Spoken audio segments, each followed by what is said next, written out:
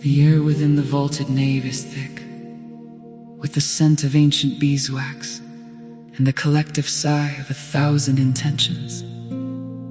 Yet it is not the incense that defines the boundary of our belonging.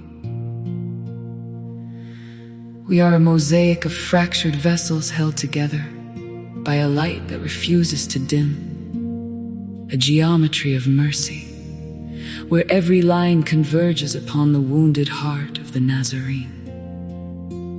We do not walk as specters in a lonely gallery, but as a phalanx of brothers and sisters whose rhythm is dictated by the pulse of the Eucharist, moving in a slow and sacred synchronization toward the dawn. It is a terrifying transparency, this mandate to be known,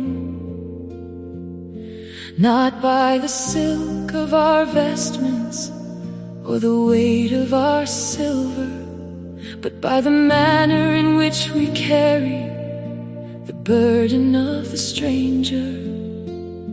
To love as we are commanded is to bleed into the garden of the world, to offer the cooling water of our own sacrifice to the parched throat of the forgotten, until the very dust of our transit glows with the friction of charity.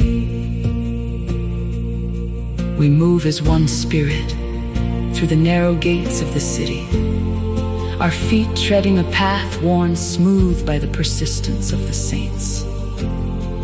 There is a singular resonance in the way our voices interlace, a polyphony of the redeemed that rises above the clamor of the marketplace. We are the architects of a kingdom that is built not of stone and mortar, but of the interlocking of palms and the steady gaze of compassion. In the marketplace of indifference, our unity is a scandal and a sanctuary. We walk side by side, not because our paths are easy, but because our destination is shared, anchored in the belief that no soul is an island and no grief is solitary. The world watches from the shadows of its own isolation, looking for a sign, searching for a mark that distinguishes the children of the promise from the children of the age. And they find it not in our proclamations, but in the calloused hands that lift the fallen, and the quiet persistence of our communal prayer.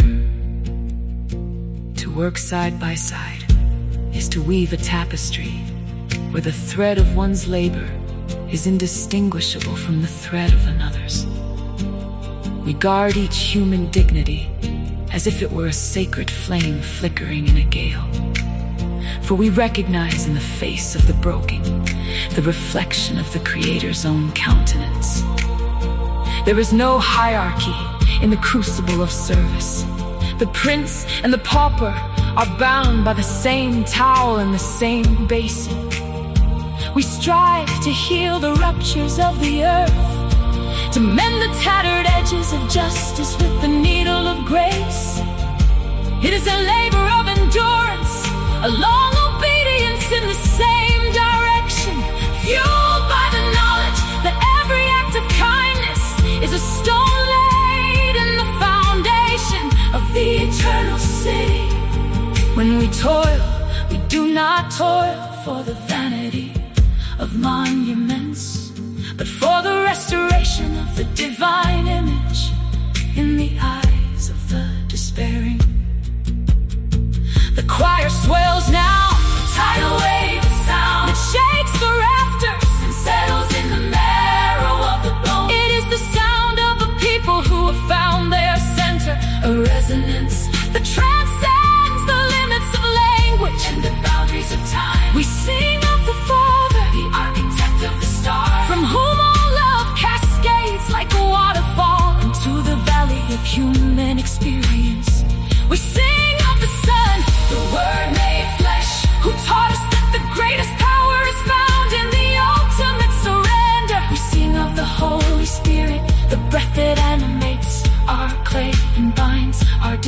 create hearts into a single thrumming organism of faith.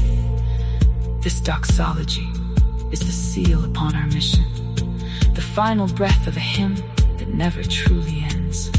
For its echoes are carried out into the streets, into the hospitals, into the prisons, and into the quiet rooms of the dying. They will know us by the way we linger when others flee. They will know us by the way we speak the truth, with a tongue seasoned by gentleness. They will know us by the stubbornness of our hope and the prodigality of our forgiveness. Our love is not a sentiment, but a substance, a visible reality that alters the chemistry of the room. It is the mark of the Christian, the indelible character of a soul that has been submerged in the waters of the Lamb. As we depart the sanctuary, we carry the choir within us, the melody of unity serving as a compass in the wilderness. We are the living lyrics of a hymn composed by God, a testament written in the ink of our daily devotion, declaring to a weary world that love is the only force capable of turning the tide of history. All praise to the Father, the Son, and the Spirit, in whose triune embrace we find the pattern of our own communion forever and ever, until the dawn of the final day, when love is all in all.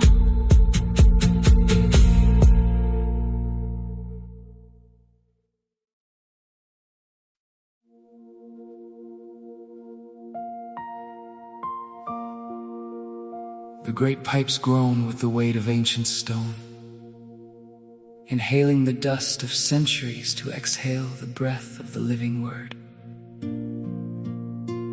Under the vaulted ribs of the nave, the diapason swells, a thundering heartbeat that precedes the first footfall of the faithful.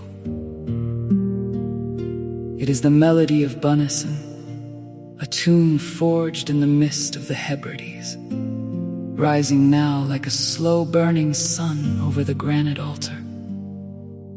The organist pulls the stops of history, and the music becomes a physical architecture, a sanctuary made of air and vibration, where the spirit may finally unbuckle its heavy armor.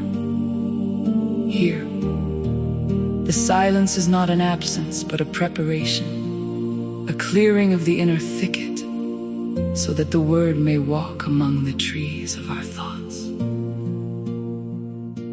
Christ be the compass when the needle of the soul spins wildly in the magnetic storm of the world beside me.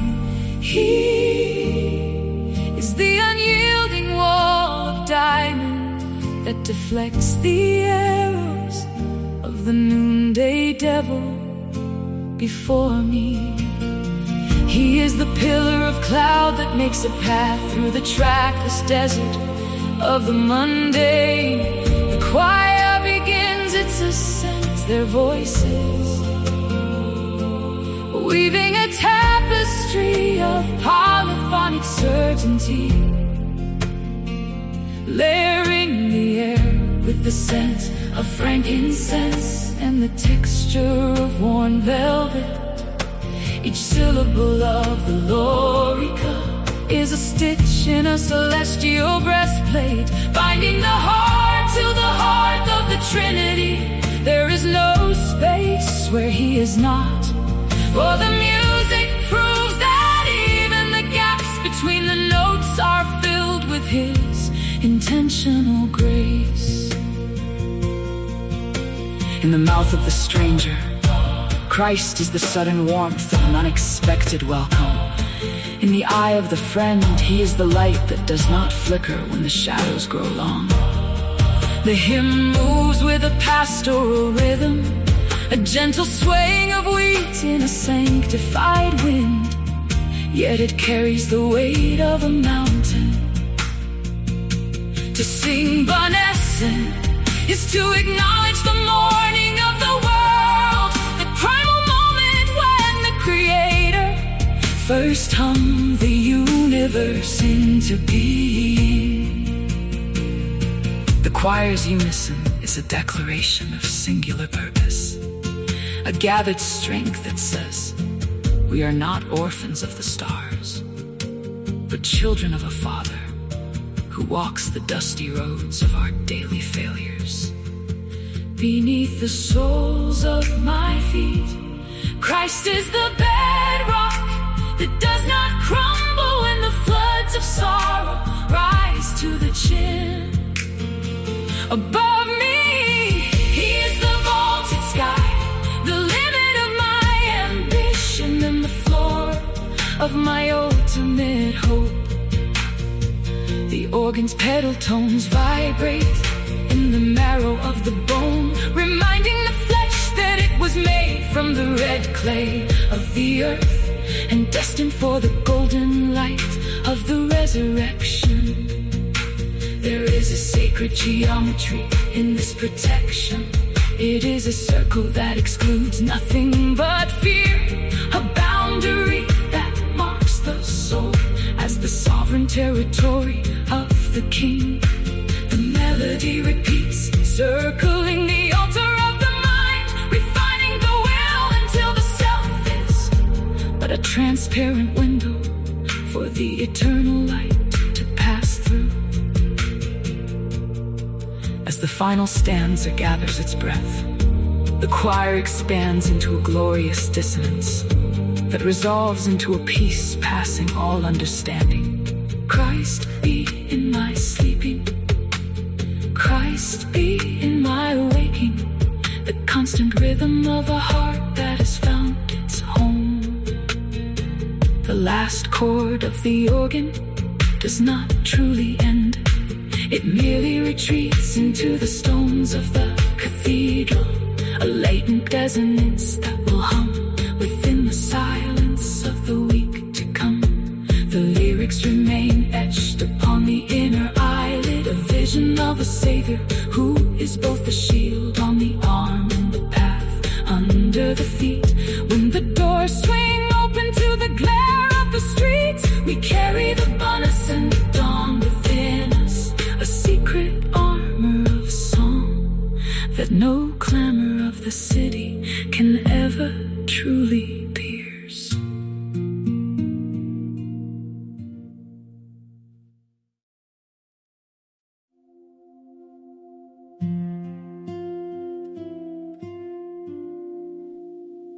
The tall shadow of Bukianiko stretches across the marble floor of history, not with the clatter of a soldier's iron, but with the silent tread of a man who found his God in the stench of the infirmary.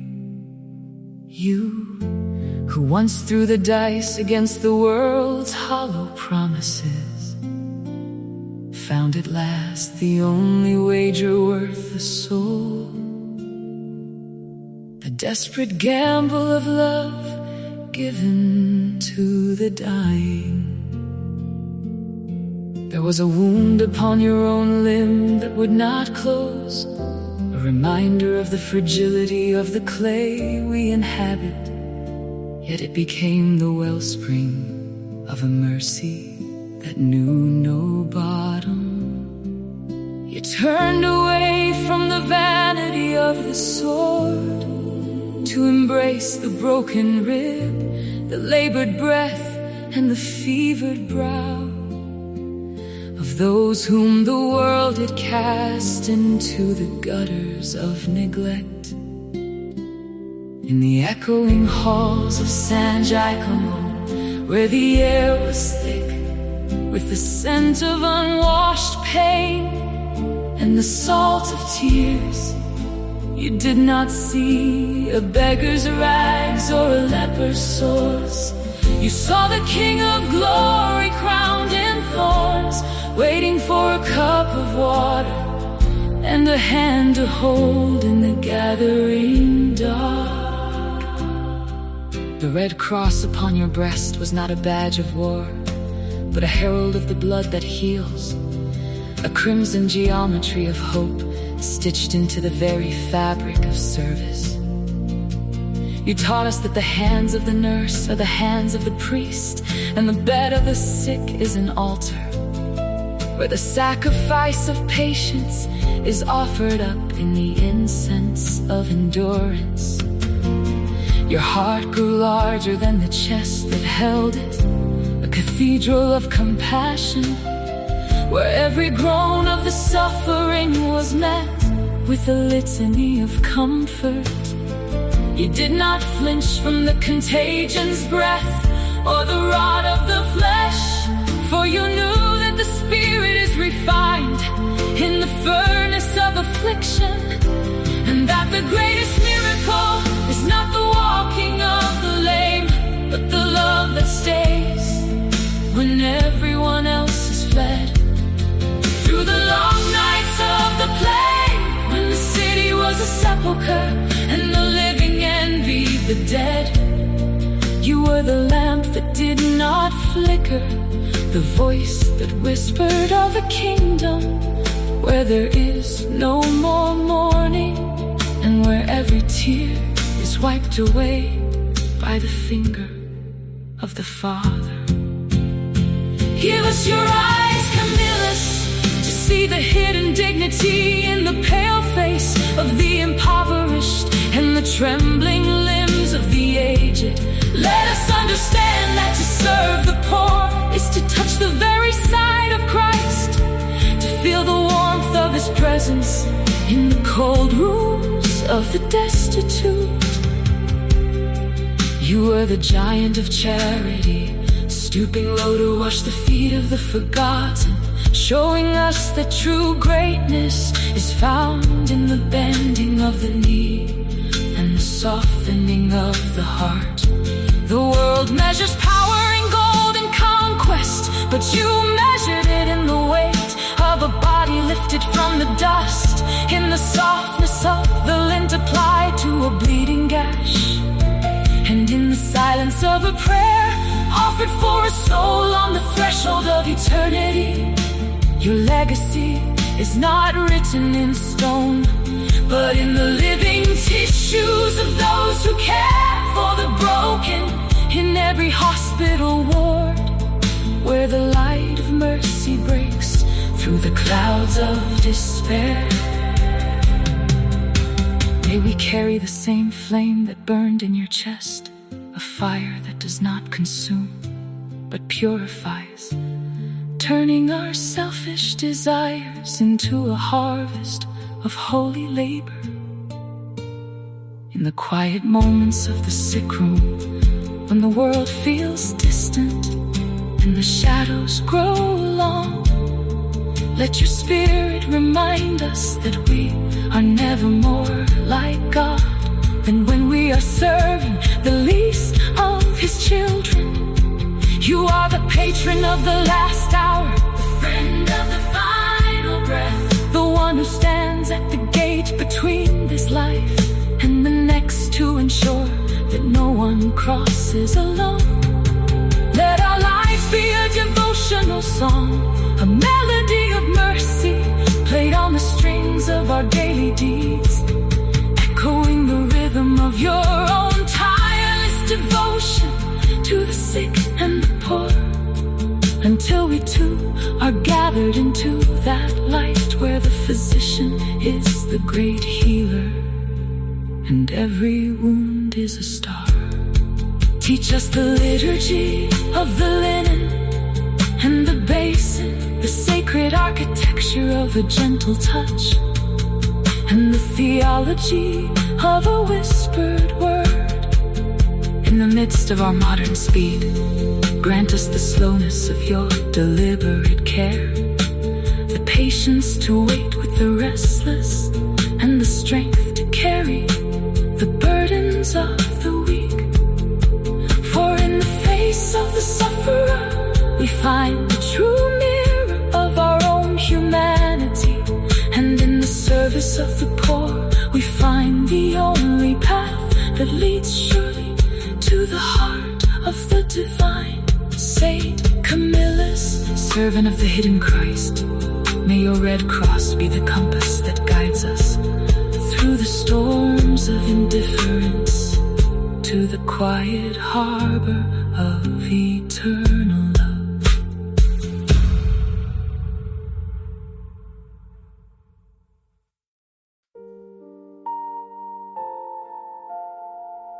The amber wick of the seventh hour trembles against the cooling stone of the nave, where the day exhales its final gilded breath.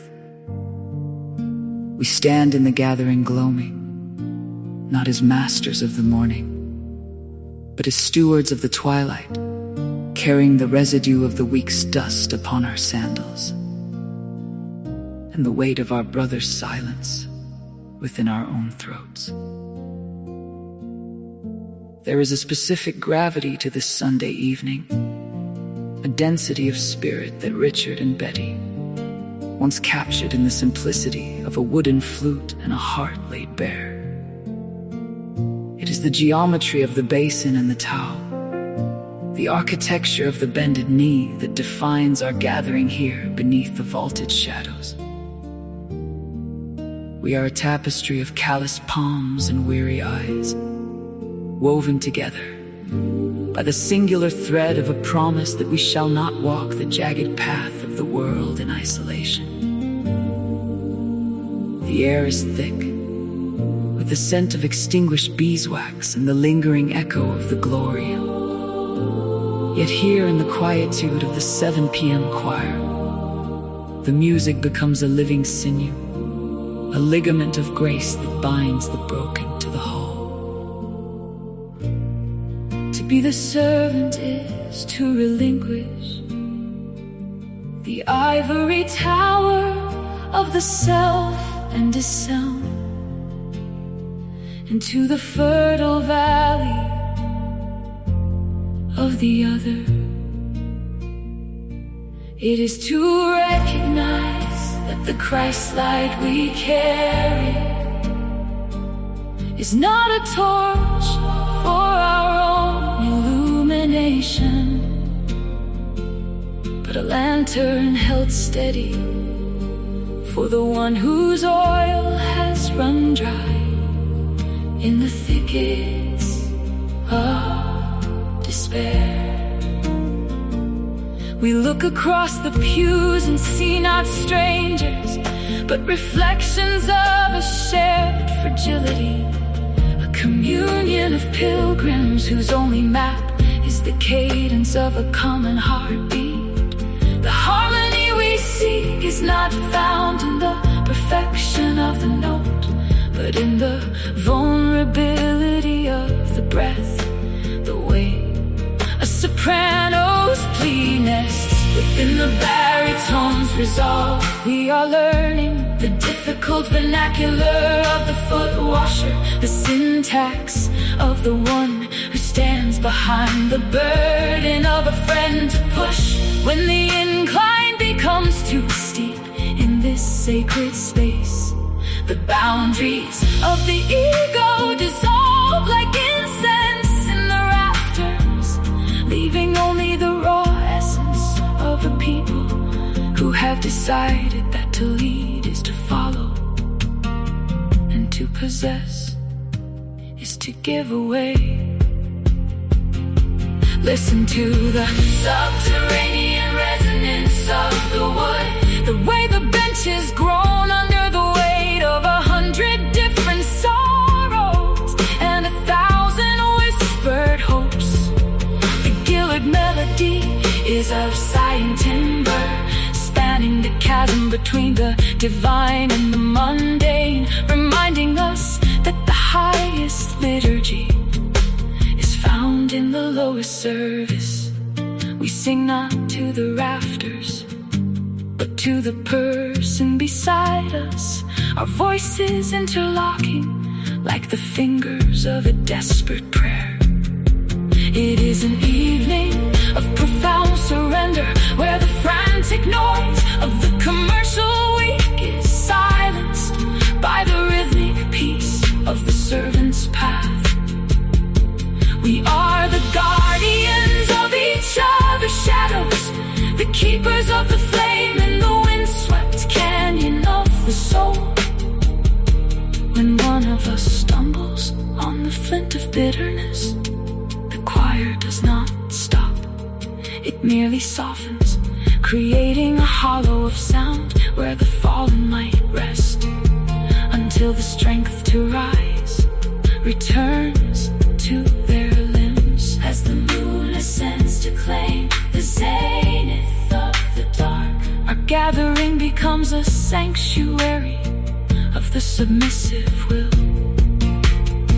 There is no vanity in this 7 p.m. light, only the translucent truth of the gospel made flesh in the act of being present. We are the clay and the potter's hand simultaneously, being shaped by the very service we offer to the world. Each stanza is a commitment to stay when the others flee, to speak when the world demands silence, and to weep when the joy of our neighbor is too heavy for them to celebrate alone. This is the monumental quiet of the servant song, a quiet that roars louder than the cathedrals of stone, because it is built from the living stones of human compassion. We exit into the night, not as those who have finished a performance, but as those who have been recharged at the source of all empathy, ready to be the hands that heal and the feet that carry the message of an unyielding and sacrificial love into the cold corners of the coming Monday.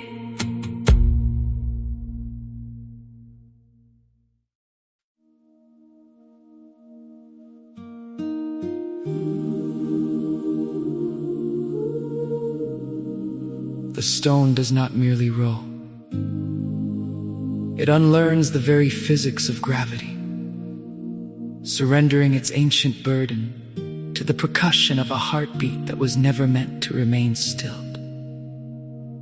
In the pre-dawn of this 2026th spring, the Garden of Joseph of Arimathea becomes the crucible of a new alchemy, where the leaden weight of human finality is transmuted into the volatile gold of an eternal morning. No longer does the sepulchre smell of aloes and the funereal dust of forgotten kings. It exhales the scent of rain-washed cedar and the ozone of a lightning bolt that has struck the earth and decided to stay. This is the fracture in the narrative of the tomb, the moment when the linen shroud becomes a discarded chrysalis, translucent and hollow, testifying to a body that has outgrown the geometry of death. He emerges, not as a phantom of the periphery, but as the architect of the morning, stepping upon the dewy grass with feet that still bear the crimson constellations of the wood. Each wound is now a sun, a localized explosion of mercy that refuses to be quenched by the memory of the spear. The silence of Holy Saturday is shattered by a sequence of 20 celestial chords, a collection of harmonies that ripple through the limestone of Judea and across the digital and spiritual